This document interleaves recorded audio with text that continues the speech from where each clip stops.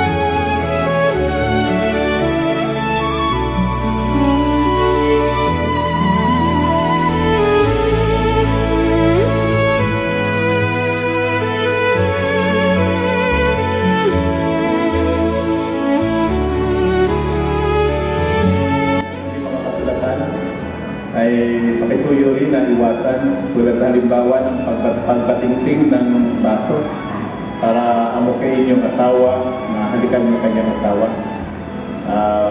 Pakisuyo po na ito ay inyong bigyan pansin at sana ay igalang natin ang nais ng ating celebrant.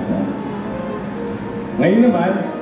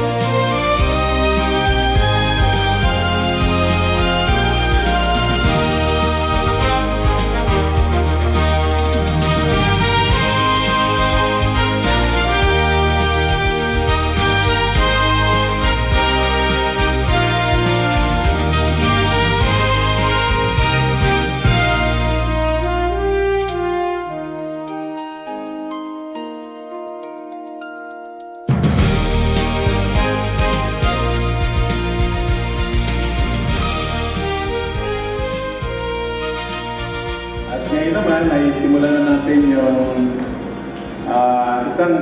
isang pahayag. Pero bago tayo makarinig ng isang napakagandang pahayag para sa mag-asawa, tayo muna'y tumayo kung nasa inyong kalagayan at kung meron kayong mga songbook, kung may mga gadget, pakisuyong buksan nito sa awit 132. At pagkatapos ng awit, hilingan natin si Brother Russell Bautista para pangunahan tayo sa prayer ng Passion.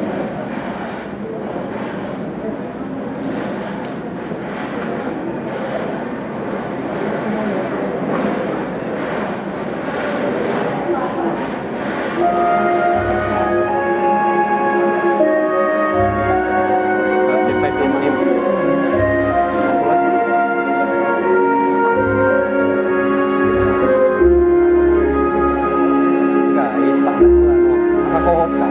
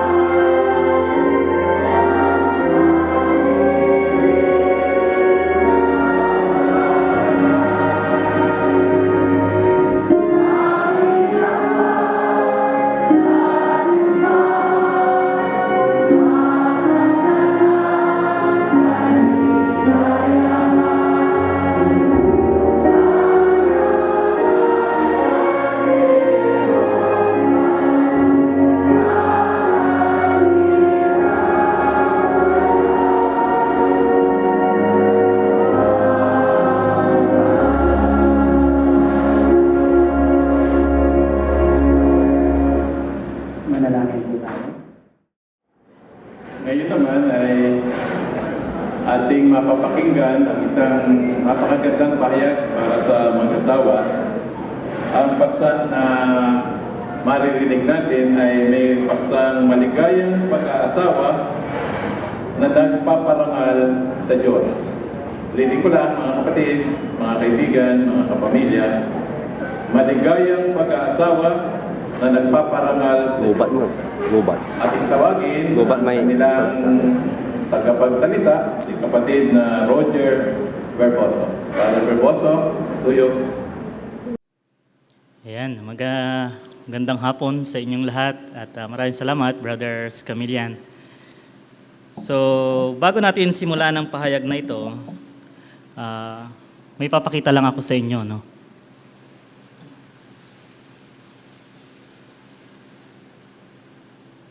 Nakikita niyo po ba itong lubid na ito? Papahawak ko sa inyo, tingnan niyo kung putol o hindi, no? Pero huwag niyong hahatakin. Okay?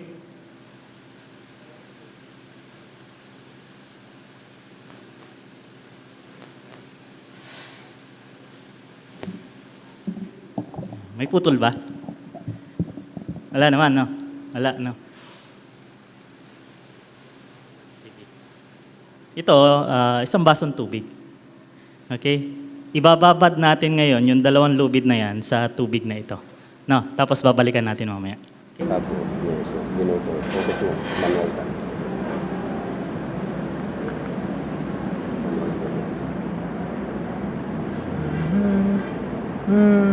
Okay mo.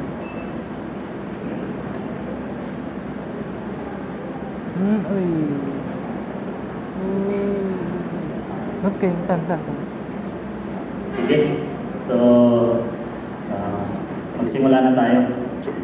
So, alam namin, 27th year ng pagsasama bilang mag-asawa. Natanong niyo na rin yan? Ganyan eh. Oo. No.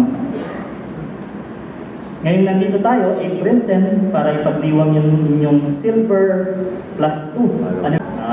Kaya masaya tayo ngayon na nandito, nagsasama-sama no, para ipagdiwang. Dahil kumbinsido kayo na magiging masaya at matagumpay ang inyong pag-aasawa. Pero sa pag-aasawa, may 2 kasabihan. No? Una, yung kasabihan ng bigo sa pag-aasawa. Ang sabi ng mga bigo sa pag-aasawa, ang pag-aasawa sa una lang yan mahirap. Sa kalaunan, pahirap ng pahirap. No. Kaya may tinanong, nag-survey, no? Halimbawa, dito sa ating audience, sino po dito yung mga may asawa na? May asawa na. Pakitaas lang po kami. Mga may asawa na. Ayan, daming may asawa na. Ngayon, halimbawa, no? Tatanungin kayo. Halimbawa, mayroong pagkakataon. Ikakasal kayong muli. Halimbawa lang, gusto nyo bang pakasalan yung asawa nyo ngayon? O gusto nyo iba naman?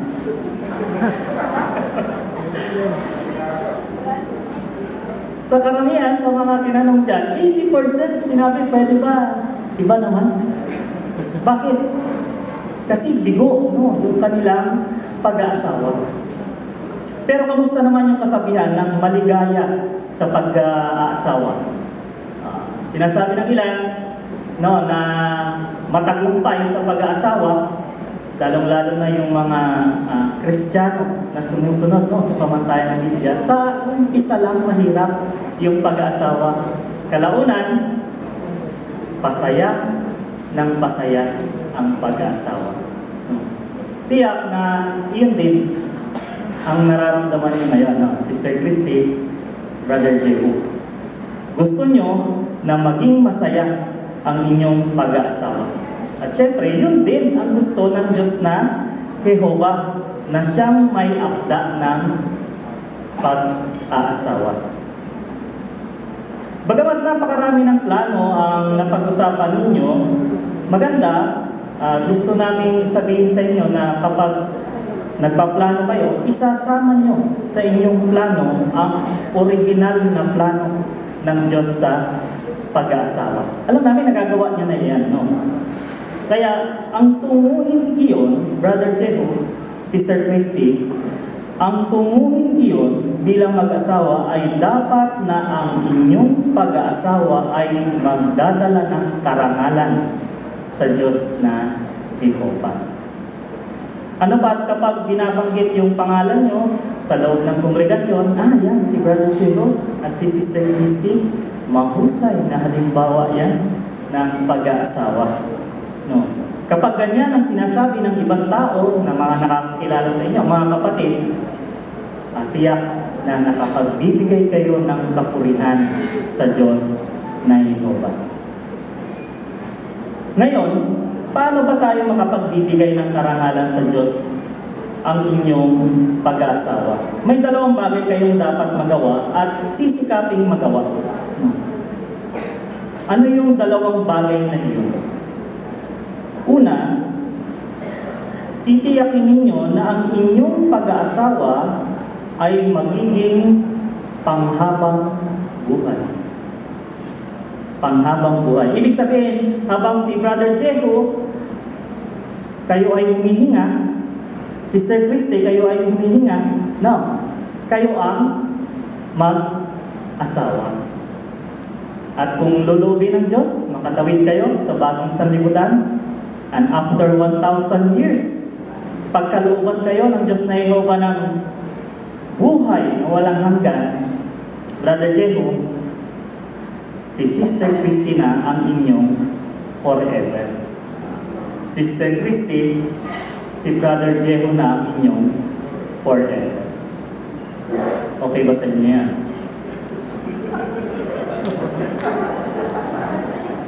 Yan, no?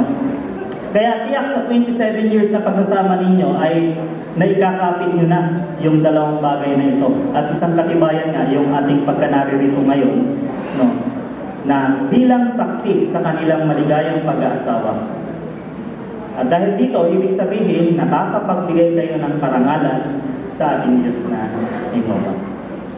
Pero alam naman natin, nabubuhay tayo sa sanlibutan na kung saan maaring maraming ang pwedeng maging hamon o kaya hadlang sa mga mag-asawa para maging maligaya. No. Kaya ang tanong ay paano nyo pa higit na gagawing matagumpay ang inyong pag-asawa na nabubuklod ng pag-ibig at magiging panghabang buhay. Ulitin ko ha. Paano nyo pa higit na magagawang matagumpay ang inyong pag-aasawa na nabubuklod ng pag-ibig at magiging matagumpay. Bueno, ang Diyos na Jehovah ay naglaan sa atin ng patnubay upang tayo ay maging matagumpay sa pag-aasawa. Para maidiin natin ang punto, gagamit tayo ng isang ilustrasyon. Okay? So,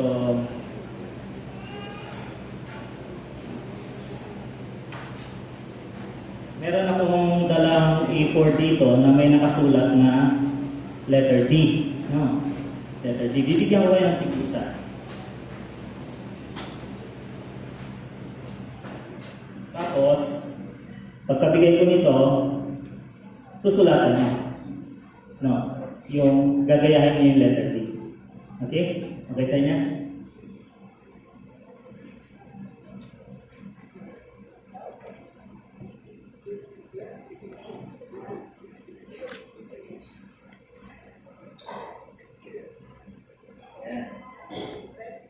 Habang isinusulat niya yung letter D, isipin niyo na iyan ang inyong pag-aasawa at pagsasama. No?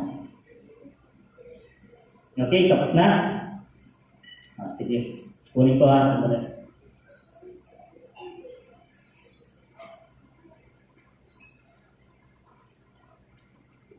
Si Brother Jeho, ito yung letter na isinulat niya. No? Letter D naman. Kaya lang, medyo maliit. No. Tapos, may sobra. Kung ito yung pag-aasawa, Brother Jeho, ito yung nagawa ninyo. hindi nyo gaanong natularan. No? Kaya, no? Si Sister Christy naman. Si Sister Christy, ito yung sinulat niya. Ito yung letter D na parisan ng pag-asawa, ito yung nagawa ninyo. Medyo kapos yung isa. Hindi na idugtong. Okay. Kaya, nakita natin na bakit hindi nyo natularan yung parisan ng pagsulat ng letter D. Kasi ang ginamit nyo na estilo ng pagsulat, yung estilo ninyo. Tama? Ngayon, paano naman natin matutularan ng eksakto yung letter D na to? Gagamit ngayon tayo ng guide. No? Yan. So, tingnan natin. Bigyan natin ng chance si Brother Jeho at si Sister Christy kung matutularan nila, no? Yung letter D. Sige.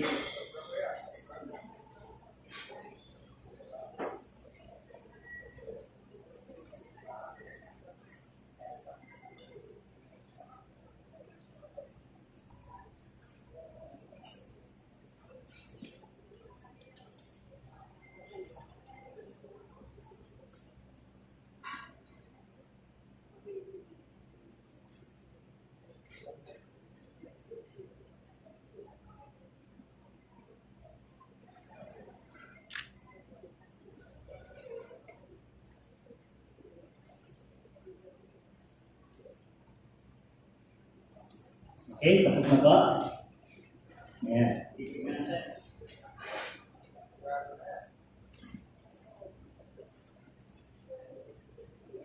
Ngayon, ito yung nagawa nila. No. Ito naman, kaya si Christy. So malapit na, no? Nakuha na yung tamang laki, tapos yung curve, no? Tapos yung line. So yung guide na iyan ay lumalarawan sa pamantayan ni Jehovah na nakasulat sa kanyang salita, ang Biblia. Kaya kapag susundin ng mag-asawa ang pamantayan, simulain o yung gabay na nilalaan ng Diyos na Jehovah, magiging eksaktong-eksakto na magagawa ninyo yung layunin ng Diyos sa isang maligayang pag-aasawa. Sana may sa puso ninyo yung gusto kong idiin, no, sa ilustrasyon na iyan. Pero, kung hindi niyo ito masusunod, ang inyong pagsasama ay magdudulot ng stress sa inyong pag-aasawa. Kaya sana, no, maikapit natin yung mga Bible principle para maging masaya at panghabang buhay ang inyong pag-aasawa. Ngayon, pag-usapan na natin yung patnubay na binibigay ni Jehovah sa pag-aasawa upang ang inyong pag-sasama ay maging masaya at panghabang buhay. Ano yung unang patnubay? Ang unang patnubay ay pag-ibig. Basahin natin yung binabanggit ng Mateo 22, talatang 37. Mateo 22, talatang 37. Pwede bang, sino gusto mo unang magbasa? Sister Christy o Brother Jeho?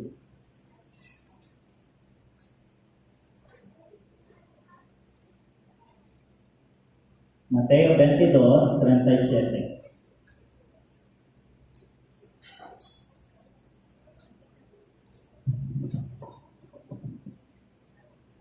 Sinabi niya rito, dapat mong ibigin si Jehovah na iyong Diyos ng buong puso mo at ng buong kaluluwa mo at ng buong pag-iisip mo.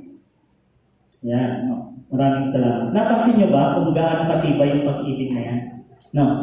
Ang pag-ibig na yan ay buong puso, buong kaluluwa at buong pag-iisip. Dapat na ganyan ang pag-ibig ninyo sa Diyos na Jehovah. Kumusta naman yung talata 39? Pabasa naman natin kay Sister Christy. Pakisuyo yung verse 39.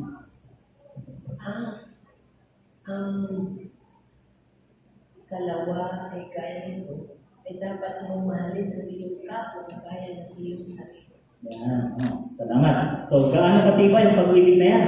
Matibay rin dahil iibigin mo ang iyong kapwa gaya ng iyong sarili. Alam kong mahal nyo parehas ang Diyos na Yehova. Ang hindi lang ako tiyak kung gaano katibay. Alam ko rin, o alam din namin na mahal ninyo ang isa't isa. Pero ang hindi lang namin matiyak kung gaano katibay. Gaya ng nabasa natin, para matiyak na matibay ang pag-ibig natin kay Yehova, dapat na ito ay buong puso, kaluluwa at pag-iisip. At ang pag-ibig nyo sa isa't isa, para maging matibay, dapat na gaya na sa inyong sarili. Brother Jeho, Sister Christy, mahal po ba ninyo ang inyong sarili? Ayan, oo. No. Kung ganyan ang inyong pag-ibig, tiyak na magiging matibay ang inyong pagsasama. Sa Biblia, sa Ecclesiastes 4:12, ang pag-ibig na iyan ay inihalin tulad sa isang lupit o tali na may tatlong kibla. No. Basahin nga natin yung text na yan. Ecclesiastes 4:12.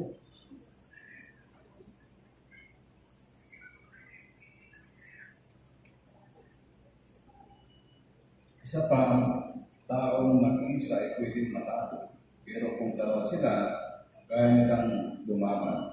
At ang panarin gawa sa tatlong bigla ay hindi madaling mapapit. Yan, no. Salamat. Napansin niyo ba yung salitang tatlong kibla?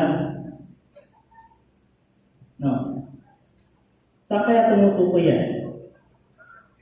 Yung una na hibla, tumutukoy yan sa pag-ibig ninyo kay Yehova.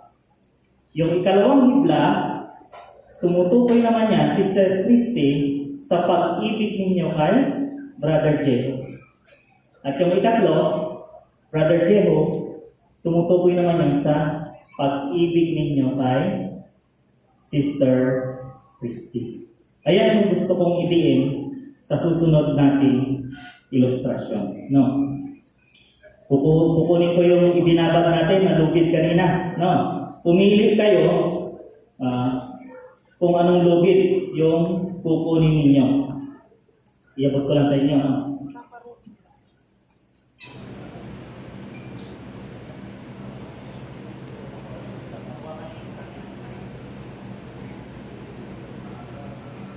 Sige, hawakan niyo yung magkabilang dulo. Sige, itaas niyo para makita nila. No? Ngayon, hatakin niyo. Naputol. Bakit kaya naputol? Dahil sa nababa dito sa tubig. Pero tubig ba talaga ang problema? O yung hibla? No. Yung tubig, lumalarawan niya sa mga problema na darating sa mga mag-asawa. Kung mabababad kayo sa sunod-sunod na problema, magkakaroon ng sunod-sunod na stress sa inyong buhay bilang mag-asawa, kung hindi matibay yung panali, anong mangyayari? Mapuputol. Kung hindi matibay ang pag-ibig nyo kay Yehova, kung hindi matibay yung pag-ibig nyo sa isa't isa, no? Pag dumating yung problema, masisira, mawawasak ang inyong pag-aasawa. Tingnan naman natin yung isa pang lubid, no?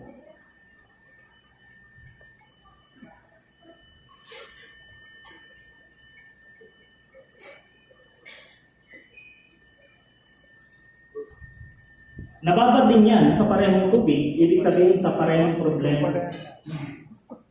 Pero subukan niyo mga atake.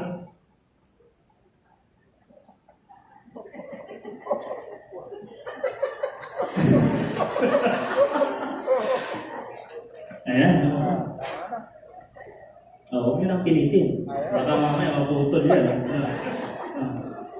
O bakit hindi naputol? Parehas na tubig o parehas na problema. Nababad din yan, no? Parehas na tagal din. Pero bakit hindi naputol?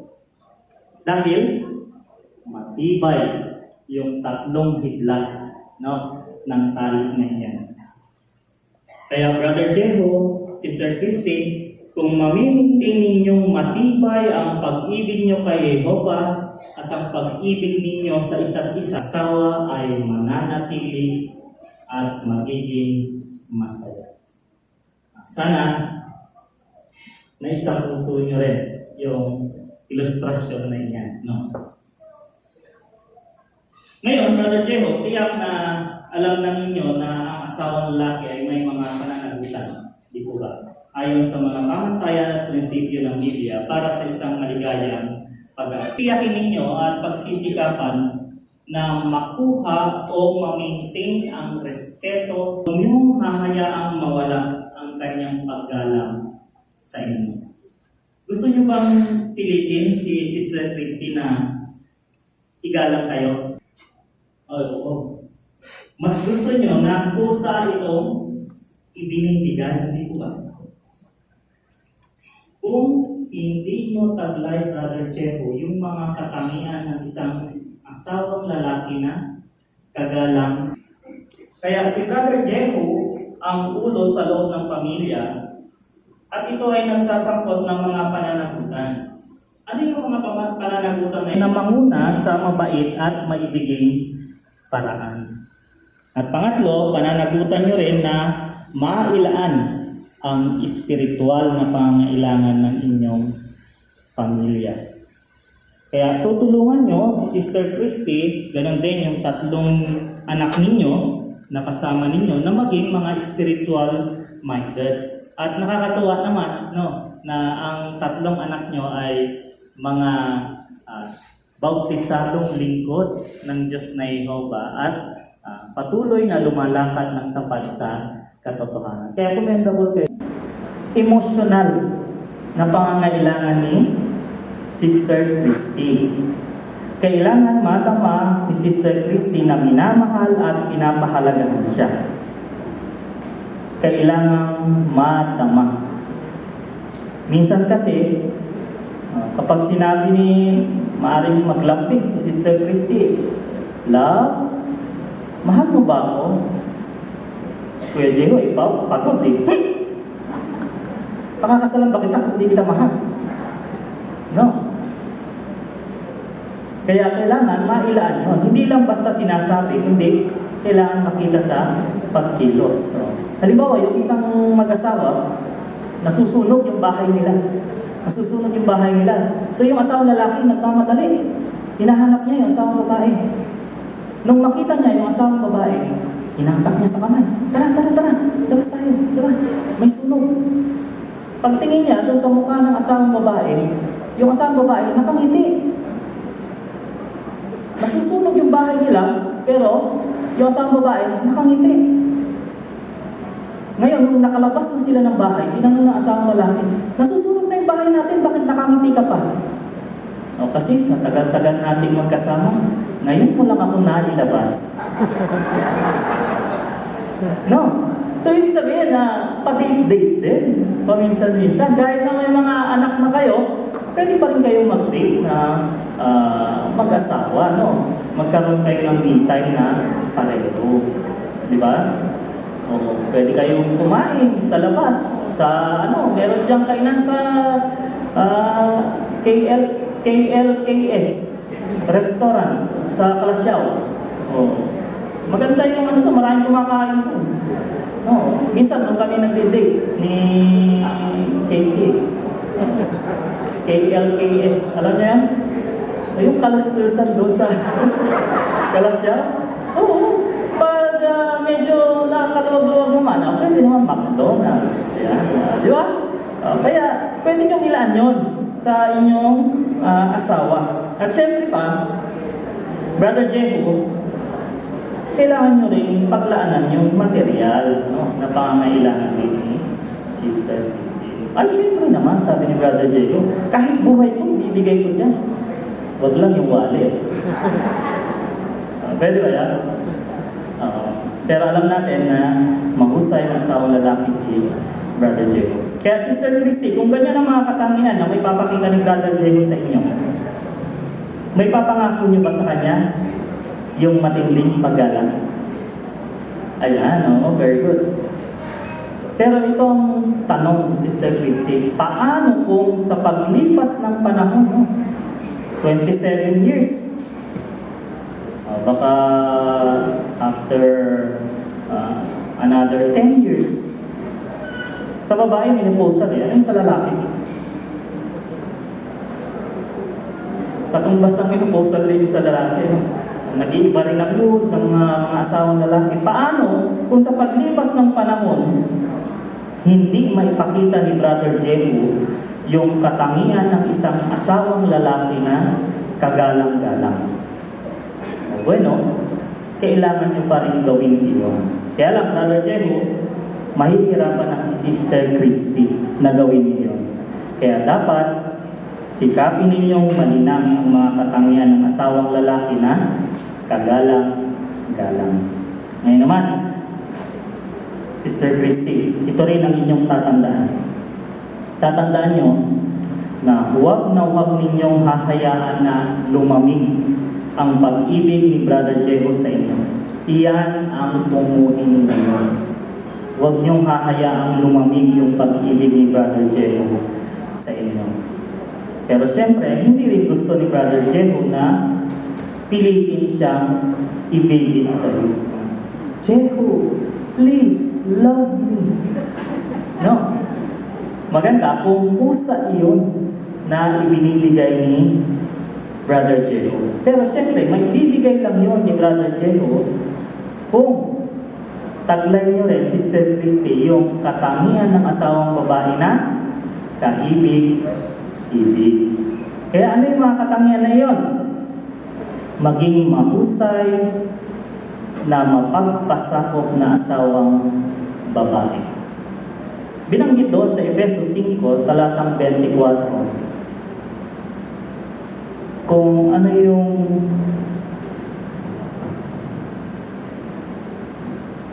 mapagpasakop na asawang babae. Pakibasa nga, Sister Steve.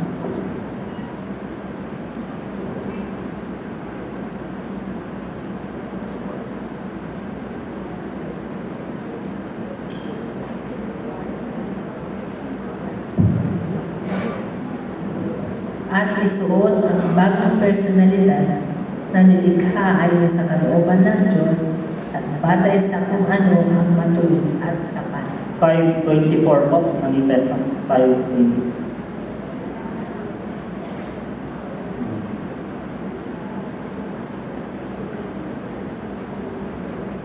Ang totoo kung paano ang kongregasyon ay nagpapasakop sa Kristo, ang mga asawang babae din ay dapat magpasakop sa kanilang asawang lalaki sa lahat ng bagay. Yan, no? Binanggit dyan na magpasakop yung asawang babae sa lahat ng bagay. Ilang percent yun? 80? 90? 100%. 100%. No.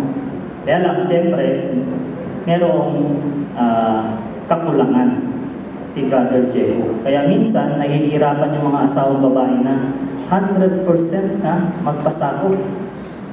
Kaya ano yung katangian na lilinanin ninyo, Sister Christy?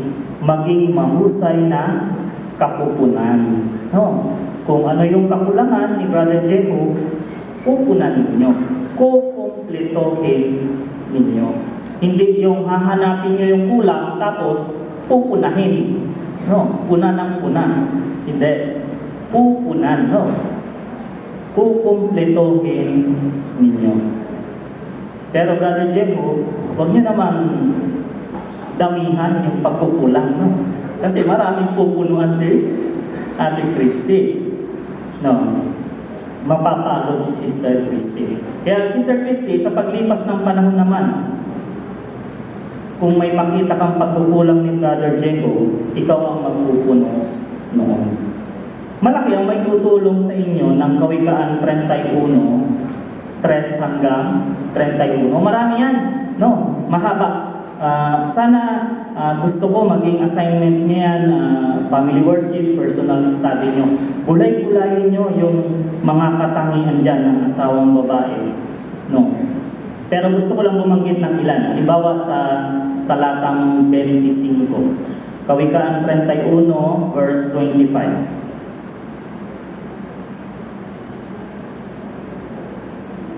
Ano pong sabi niya?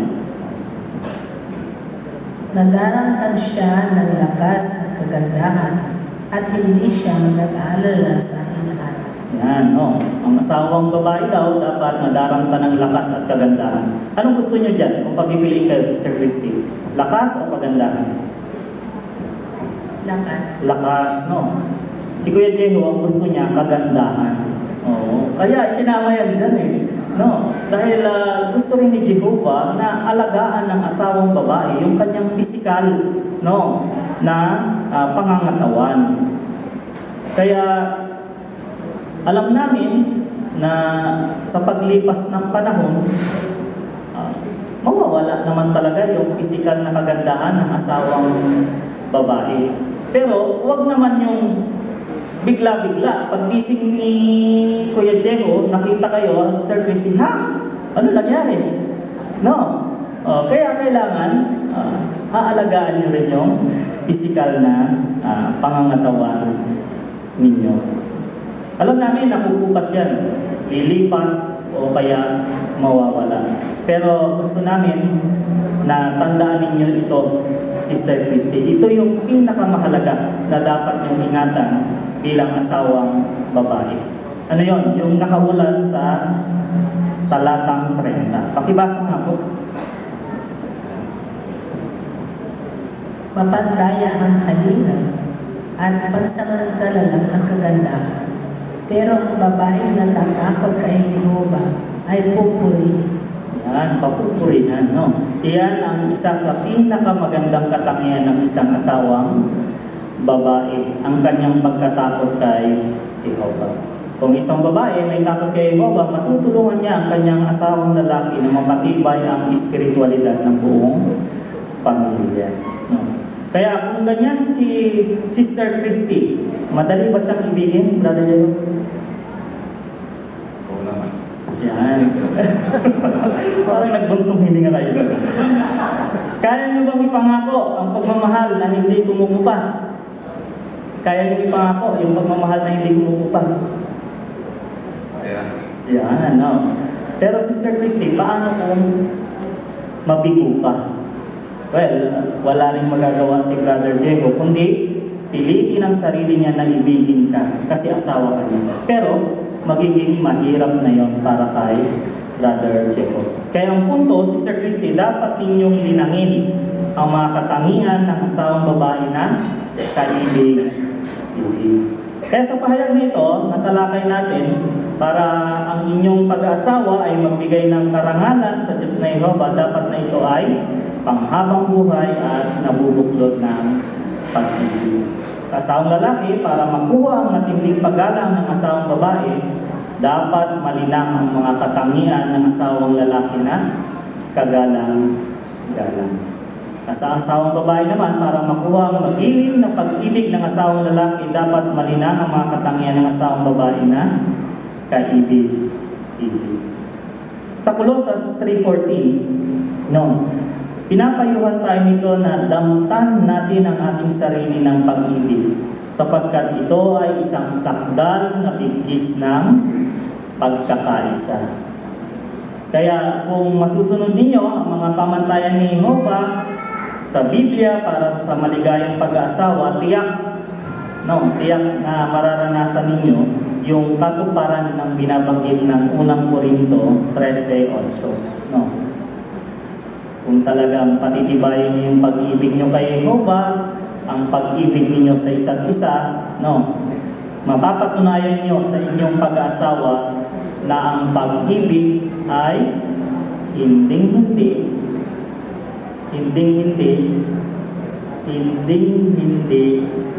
mabibigo. Muli, congratulations sa inyong Brother Jehu at Sister Krista.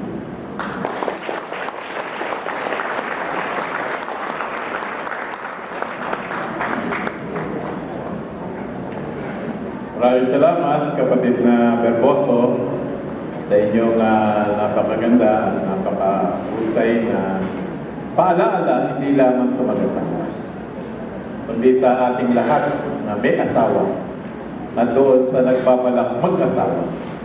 Tiyakin na ang mga mapapangasawa ay merong guide para drawing yung better din ng tama. Kaya maraming salamat. At tayo ay muli na kinabang at napatibay sa pahayag na ito. Ngayon naman, ating susundan ito sa picture taking. Siyempre pa, ang pangunahing larawan na dapat makita ay yung larawan ng mag-asawa. So, yun muna sila muna. Picture taking muna tayo.